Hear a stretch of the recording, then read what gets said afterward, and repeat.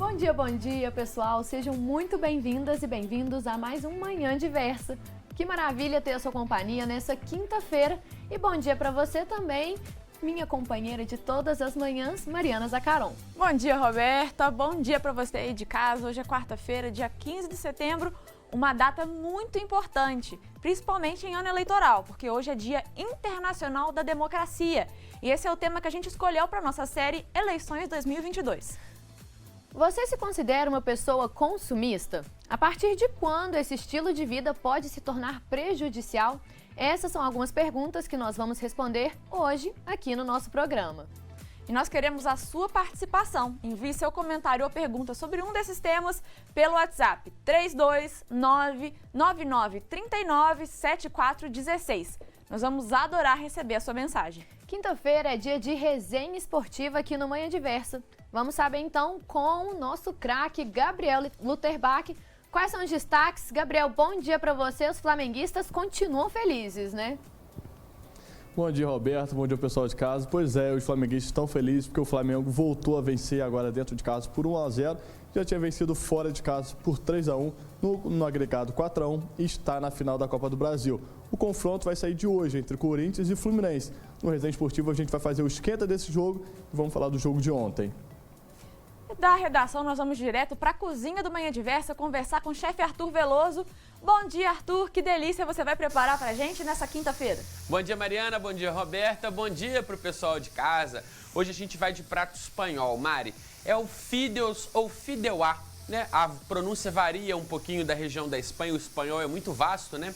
Mas, na verdade, a gente está falando de um prato muito parecido com a paella, que no lugar do arroz a gente vai usar o macarrão.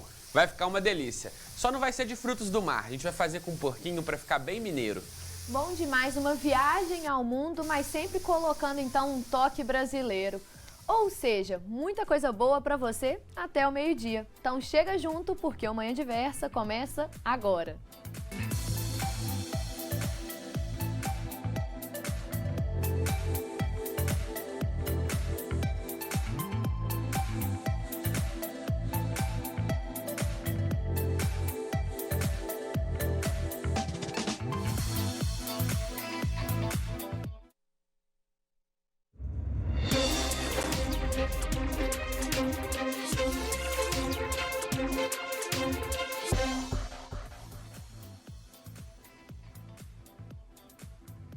Hoje, 15 de setembro, é comemorado em todo o mundo o Dia Internacional da Democracia. A data foi criada pela Organização das Nações Unidas com o objetivo de reforçar a necessidade de promover a democratização, o desenvolvimento e o respeito pelos direitos humanos e as liberdades fundamentais. E é sobre isso que a gente conversa a partir de agora com a cientista política Graziele Cizotto. Graziele, muito obrigada por ter vindo conversar com a gente. Seja muito bem-vinda à Manhã Diversa. Bom dia, muito obrigada, Mariana, muito obrigada, Roberta, é um prazer estar aqui com vocês. Vamos lá, Dia Internacional da Democracia, mas afinal, o que é democracia? Bom, meninas, acho que antes de qualquer coisa, a gente pode definir que democracia é um arranjo institucional, né? Então um conjunto de instituições para que a gente consiga chegar a decisões políticas. E esse é o ponto de partida, né? Mas o que isso significa? É um sistema no qual a gente tem partidos, né, divisões de interesses, de opiniões, no qual existe uma competição, essa competição ela é organizada por regras, então nessa competição há vencedores, há perdedores, há respeito para quem vence, para quem perde, e a escolha, né, de quem vai ser essa liderança, ela se dá por meio de uma disputa que é competitiva, que deve ser livre, idônea, na qual os eleitores devem ter meios iguais de participação. No fim das contas, a democracia é um sistema de processamento de conflito de opiniões, no qual o resultado, né, as políticas, quem vence as eleições, tudo isso depende das ações de todos os participantes e nenhuma força sozinha controla o que vai acontecer. Ao longo da conversa, a gente vai falar um pouco mais sobre a responsabilidade de cada um para realmente fortalecer essa democracia. E aqui no Brasil nós temos a democracia semidireta ou representativa. O que isso significa? Explica um pouco mais para a gente. A gente diz que a nossa democracia é representativa justamente por isso que eu comentei agora, né? Os eleitores vão às urnas e escolhem aqueles que vão exercer o seu papel, né, de governo, representar as opiniões, as preferências políticas desses eleitores. Então, essa é a forma como a democracia funciona hoje. E quais outros regimes políticos que a gente já teve aqui no Brasil? Nós já tivemos a monarquia, né, o Império, lá entre 21 e 89. Daí, em 89, nós fomos uma república presidencialista. Depois, nós tivemos a ditadura varguista. Depois, voltamos a ser presidencialistas. Tivemos ali um breve período de república parlamentarista, entre 61 e 63. Depois, voltamos a ser presidencialistas. Tivemos um interregno de ditadura militar. E, desde o final da ditadura militar, somos de novo uma democracia presidencialista. Ou seja, um longo processo aí na história do Brasil, e a democracia foi instituída no Brasil há mais de 130 anos. Hoje muito se fala sobre ela, mas poucas pessoas conhecem a história de como tudo começou. Vamos acompanhar agora. A democracia foi instituída no território brasileiro depois da proclamação da República em 1889 e foi interrompida em 1964 com a ditadura militar no Brasil. Uma das marcas desse período foi o poder por parte dos militares, além de repressão à liberdade de expressão e perseguição. A ditadura militar durou 30 anos e, em 1985, o regime democrático voltou a ser instaurado no país. Depois de 3 anos, foi promulgada uma nova Constituição da República Federativa, conhecida como Constituição de 1988, instituía um sistema livre de eleições e liberdade de voto e expressão. Um ano depois, o povo foi às urnas e elegeu Fernando Collor de Mello como novo presidente do Brasil. Mas, em 1992, Collor sofreu impeachment depois da comprovação de envolvimento em processos de corrupção e fraude. O cargo foi assumido pelo então vice-presidente Itamar Franco. Atualmente, as eleições no Brasil são realizadas por meio de urnas eletrônicas, tecnologia que se tornou referência para diversos países do mundo. A segurança do equipamento é confirmada e garantida pelo Tribunal Superior Eleitoral. A gente viu aí na reportagem, né, sobre a Constituição, e a Constituição da República Federativa do Brasil, de 1988, é a lei fundamental e suprema do Brasil. Então, qual que é a importância da Constituição para a nossa democracia? A Constituição, no fim das contas, é um conjunto das leis que estruturam o funcionamento da democracia e da sociedade. Para além disso, nela está inscrito um conjunto de direitos e deveres que nós temos enquanto sociedade também. Então, acho que seria, para simplificar a importância desse documento, né, é dizer que é com base na Constituição que nós temos nossos direitos garantidos, inscritos também nossos deveres, e regras que vigoram, né, que regem a nossa democracia. Então, como você mesmo afirmou, né, um pouco de tudo aquilo que diz como a nossa vida deve funcionar e como nós devemos agir enquanto cidadãos, enquanto eleitores, está inscrito nesse documento. E muito se fala atualmente em ameaças à nossa democracia. Quais ameaças são essas e o que pode, então, colocar a nossa democracia em risco? Acho que, ultimamente, o que tem estado muito em pauta é a questão dos riscos, né, de liberdade de expressão. Então, quando as pessoas não são livres para expor as suas opiniões, quando, por alguma razão, elas são punidas por expressarem as suas preferências. Acho que, além disso, outros riscos que a gente tem acompanhado mundo afora, né, são riscos de governos que são eleitos democraticamente, que subvertem os poderes, né, e conduzem essas democracias de forma não exatamente democrática, né? A gente acompanha isso em alguns países como a Polônia, a Hungria, por exemplo. Acho que esses são os riscos, além, claro, dos riscos ao não respeito ao, né, princípio básico da democracia, que são as eleições, né? Com certeza, e acho que é importante a gente aproveitar a data de hoje para a gente levantar também 2 pontos importantes e que infelizmente vem acontecendo, que é o ataque à imprensa, Acho que na noite de ontem, ou anteontem, a jornalista Vera Magalhães, mais uma vez, foi atacada. E a gente está vendo que isso realmente está se tornando comum, algo que não deveria ser. Então, eu queria trazer esse ponto também para o nosso bate-papo. Enquanto jornalista, imprensa, qual que é o papel e qual a relação disso com a nossa democracia também? Esse é um tema muito sensível, né? Super triste isso que aconteceu com a jornalista Vera Magalhães anteontem. Eu acho que isso toca em dois pontos diferentes do meu comentário anterior, né?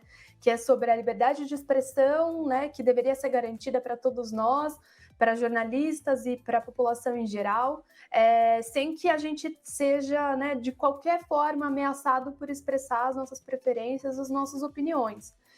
E respeitar as preferências e opiniões das pessoas é o que, no fim das contas, é ser democrático, né? Conviver com as diferenças, conviver com opiniões que são divergentes, que por hora são conflitantes, mas com respeito. Esse é o princípio básico da democracia, né? Com certeza, a informação de acesso para todo mundo também é fundamental para que realmente as pessoas possam exercer a sua democracia de forma consciente, bem embasada. É justamente por isso que a gente faz essa série aqui no programa, falando sobre esses diversos pontos, né, temas relacionados à eleição e a esse momento de escolha aí dos nossos líderes. Então, isso só realmente reforça essa importância da liberdade de expressão e da imprensa como um meio realmente de que a informação de qualidade chegue para as pessoas, para que assim elas possam exercer sua democracia da melhor forma, né, Roberta? Com certeza, essa checagem que a gente está vendo em ano de eleição faz toda a diferença. Mas, Graziele, a gente vai para um rápido intervalo e a nossa entrevista vai continuar então depois. Você aí de casa, aproveite esse tempinho para mandar sua pergunta para a gente pelo WhatsApp ou pelo Instagram, porque a gente quer a sua participação aqui com a gente hoje.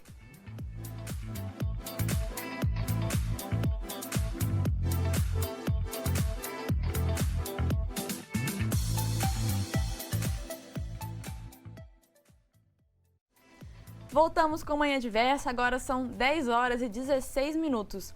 E hoje é o Dia Internacional da Democracia e nós estamos conversando aqui no programa sobre esse assunto com a cientista política Graziele Silotto. Então, Graziele, mais uma vez, seja muito bem-vinda. Muito obrigada por ter vindo conversar com a gente sobre essa pauta, para a gente poder realmente, né, aproveitar essa data tão importante, que é o Dia da Democracia, Dia Internacional da Democracia, para conscientizar as pessoas, ainda mais em ano de eleição, que é tão importante ter essa informação, né?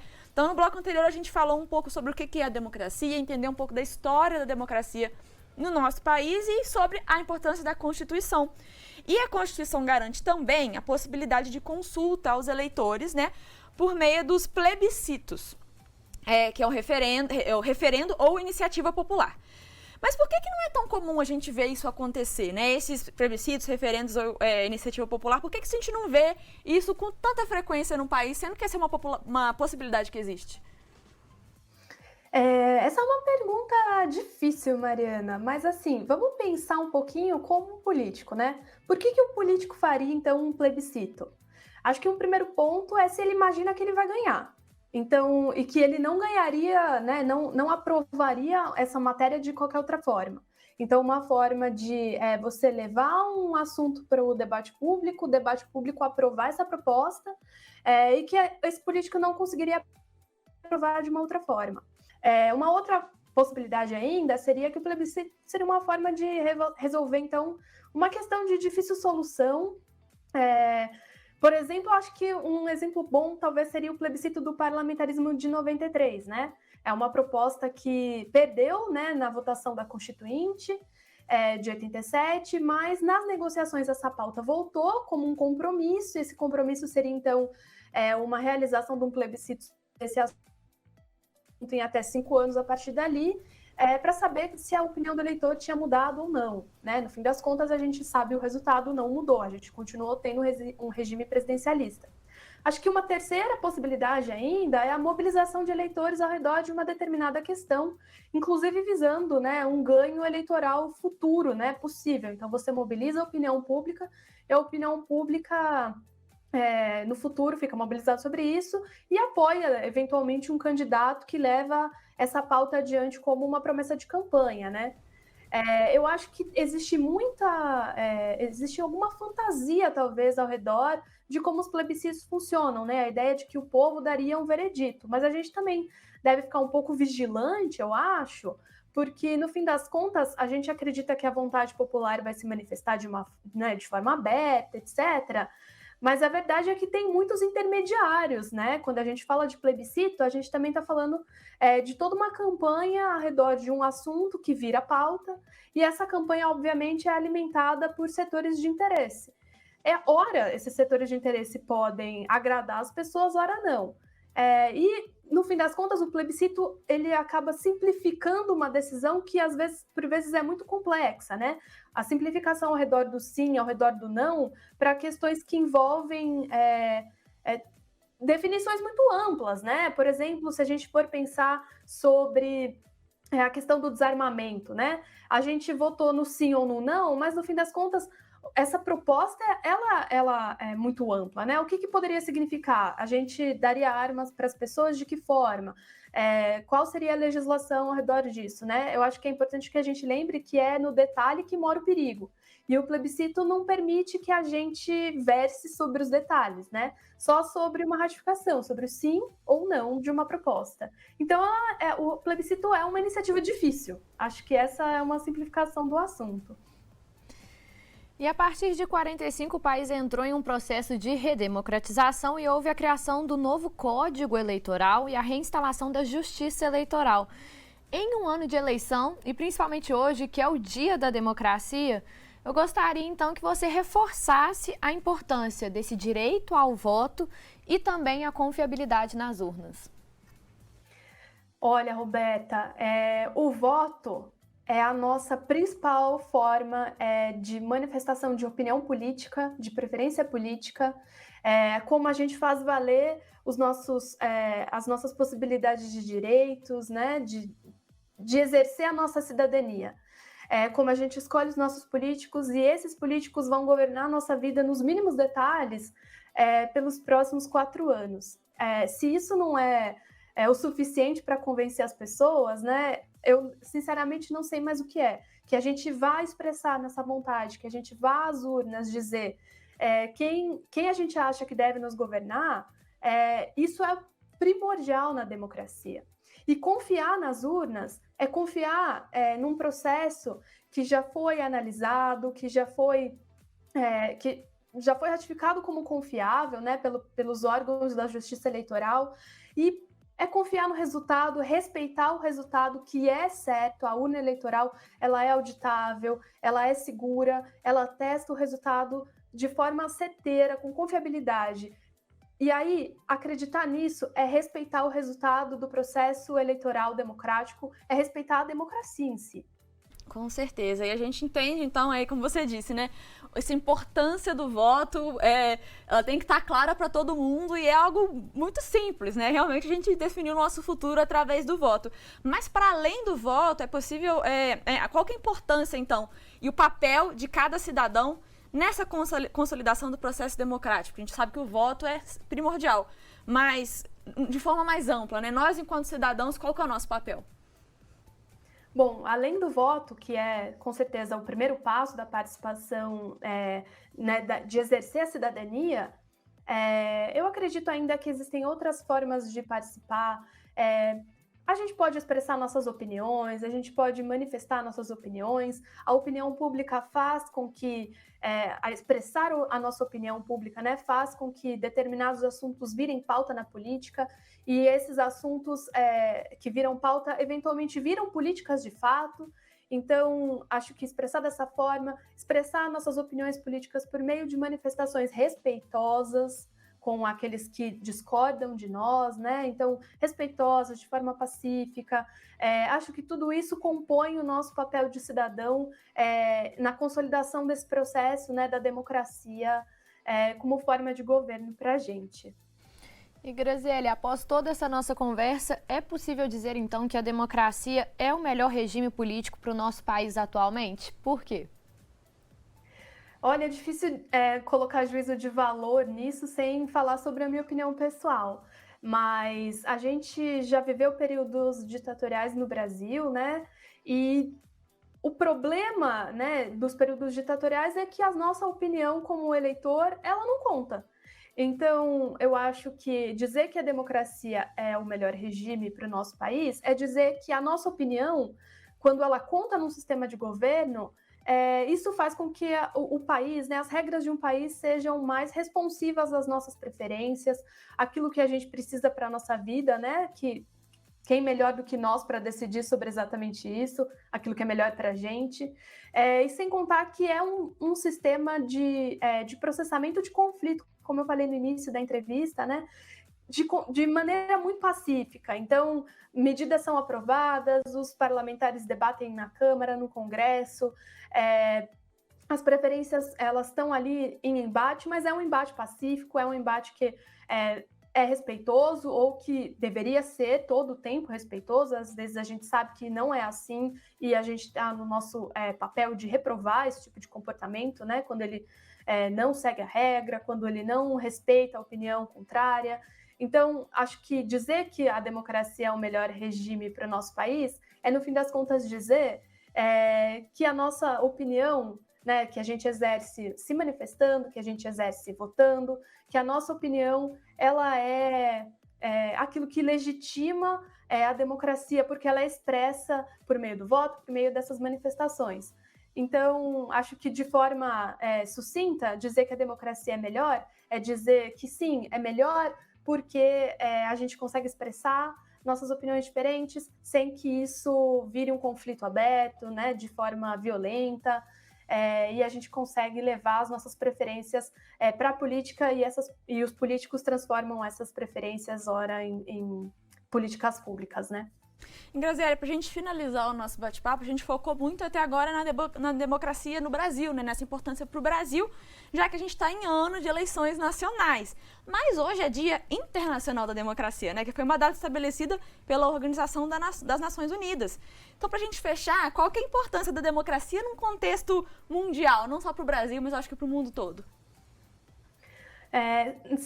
Sabe, Mariana, que na ciência política a gente tem uma máxima de dizer que na democracia ela é um sistema que evita que decisões levem a derramamento de sangue, né? Que sejam conflitos violentos, em que as pessoas não se respeitam, e que governos ditatoriais têm a possibilidade ainda de promover políticas que são obscuras, né? Porque eles não são... não existe escrutínio público, né, dos cidadãos em relação a esses autoritários, né, governos autoritários.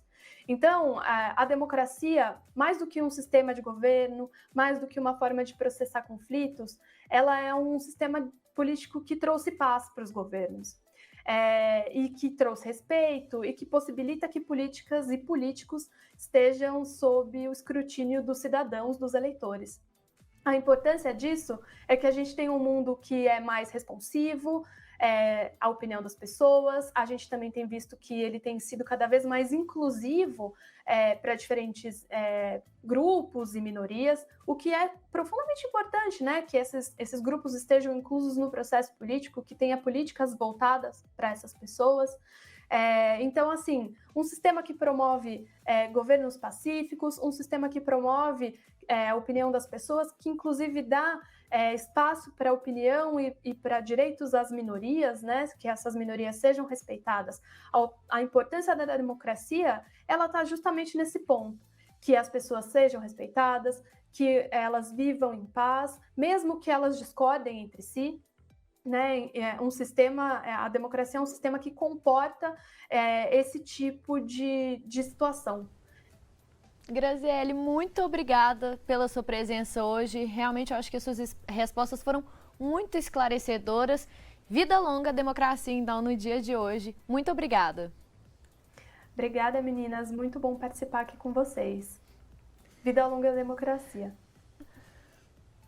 E o Tribunal Superior Eleitoral informou que já recebeu mais de 10 mil denúncias de propaganda eleitoral irregular em todo o país. Você confere agora. A Justiça Eleitoral recebeu 10.800 propagandas irregulares entre 16 de agosto e 12 de setembro. De acordo com os dados, foram recebidas 3.600 denúncias referentes a candidatos a deputado estadual, 3.400 sobre deputados federais, 1.400 reclamações de candidatos à presidência e 738 de candidatos a governadores. O maior número de denúncias foi registrado em Pernambuco, com 1.500 reclamações, seguido por São Paulo, com 1.300, Minas Gerais, com 1.100 e 1.000 denúncias no Rio Grande do Sul. As reclamações foram enviadas pelo aplicativo Pardal, ferramenta digital criada em 2014 e que permite que o cidadão registre reclamações contra as campanhas. Após o recebimento, as queixas são enviadas ao Ministério Público Eleitoral. O aplicativo Pardal está disponível para celulares Android e iOS e pode ser acessado por meio do site do TSE. Pela plataforma também é possível denunciar compra de votos, abuso de poder econômico e político, uso indevido da máquina pública e dos meios de comunicação durante a campanha. E você não sai daí porque no próximo bloco a gente vai lá para a cozinha do Manhã Diversa ver o que o chefe Arthur Veloso vai preparar para a gente no Bora Rangar de hoje. É só o tempo de beber uma água e a gente já está de volta.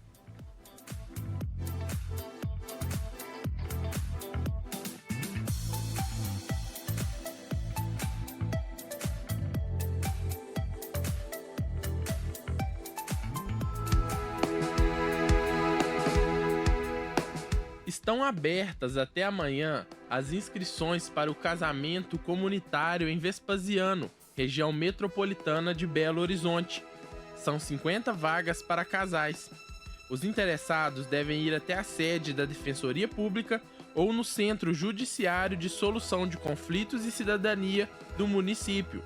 As cerimônias acontecem no dia 22 de outubro, em local que ainda vai ser definido.